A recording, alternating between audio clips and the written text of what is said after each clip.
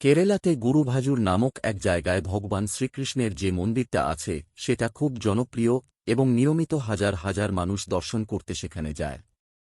একবার শ্রীকৃষ্ণের একজন ভক্ত ৪১ দিনের জন্য প্রার্থনা করেন, এই আশাতে যে তার পায়ের ব্যথা নিরাময় হয়ে যাবে।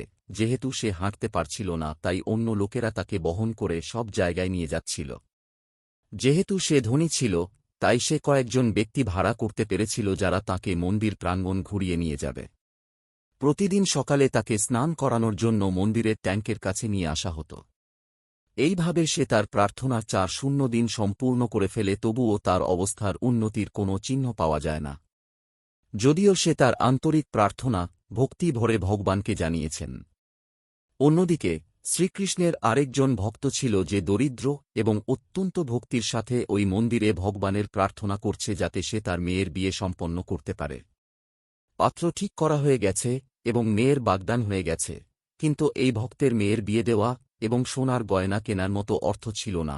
এই দরিদ্র ভক্তের স্বপ্নে ভগবান দেখা দেন এবং তাকে নির্দেশ দেন সে যেন পরের দিন সকালে মন্দিরের ট্যাঙ্কের কাছে যায়, যেখানে ট্যাঙ্কের সিঁড়িতে সে একটা ছোট ব্যাগ দেখতে পাবে।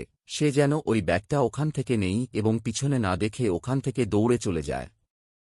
পরের দিনটা ছিল ধনী ভক্তের ৪১তম দিন।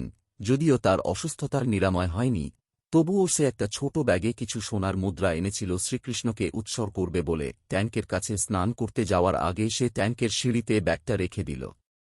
স্বপ্নে ভগবান যে রকম নির্দেশ দিয়েছিলেন সেই অনুযায়ী গরিব ভক্ত মন্দিরের ট্যাঙ্কের কাছে যায় এবং সেখানে ধাপে একটা ছোট ব্যাগ দেখতে পায়। সে ওটা তুলে নেয় এবং আর পিছন ফিরে না তাকিয়ে সেখান থেকে পালিয়ে যায়। ধনী ব্যক্তি দেখতে পায় যে কেউ শ্রীকৃষ্ণের জন্য রাখা ব্যাগটা নিয়ে পালিয়ে যাচ্ছে এবং তখনই জল থেকে বেরিয়ে এসে চোরের পিছনে দৌড়াতে শুরু করে। চোরকে ধরতে গতি রাখতে না পেরে সে হতাশ হয়ে ফিরে আসে। হঠাৎ তার এই চিন্তা উদয় হল যে সে এতটা পথ দৌড়ে গেল চোর ধরবে বলে, যেখানে আগে হলে অন্য কাউকে তাকে বহন করে নিয়ে যেতে হতো। বিস্মিত এই ভেবে যে এই ধরনের অলৌকিক ঘটনার অভিজ্ঞতা তার হল, সে মাটিতে কিছুক্ষণ দাঁড়িয়ে রইল। সে খুবই আনন্দিত যে তার আর ব্যথার কোনো অনুভূতি নেই এবং বহুল পরিমাণে শ্রীকৃষ্ণকে ধন্যবাদ জানাল তাঁর অসীম করুণার জন্য। তাই ৪১তম দিনে ঈশ্বর তাঁর দুই ভক্তের ভক্তিতে পরিতুষ্ট হয়ে তাদেরকে উদারচিত্তে আশীর্বাদ করেন। ধনী ভক্তের পা এর ব্যথা নিরাময় হয়ে যায়। অন্যদিকে গরিব ভক্ত ব্যাগের ভেতর পর্যাপ্ত পরিমাণে সোনার মুদ্রা পেয়ে যায় যা দিয়ে সে মেয়ের বিয়ে দিতে পারবে। তাদের প্রার্থনার উত্তর দেওয়ার জন্য দুজনেই করুণাময় শ্রীকৃষ্ণকে ধন্যবাদ জানায়।